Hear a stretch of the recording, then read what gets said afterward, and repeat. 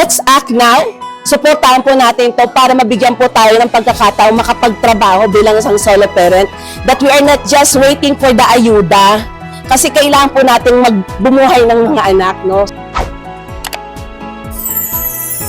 So, ako po si Fel Grace Superales Baloca, isang solo parent sa Barangay Pansol, Quezon City. So, ako po ay isang solo parent na nag-apply po ako ng work. So, isa po sa batas ng solo parent is prioritizing po ang mga solo parent entering into a workforce.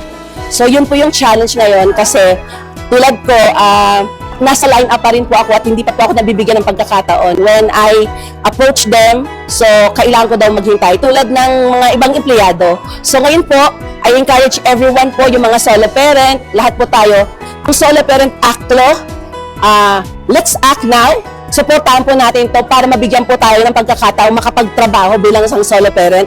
That we are not just waiting for the ayuda.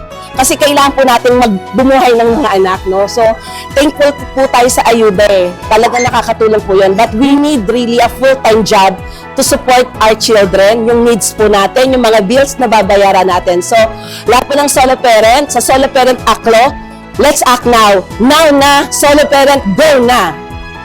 Bilang isang solo parent, I encourage po yung ibang mga solo parents to support yung BH, yung 94 bagong henerasyon party list. So, supportahan po natin dahil ito po ay makakabuti para sa mga solo parents. So, thank you po and let's support bagong henerasyon party list number 94 po.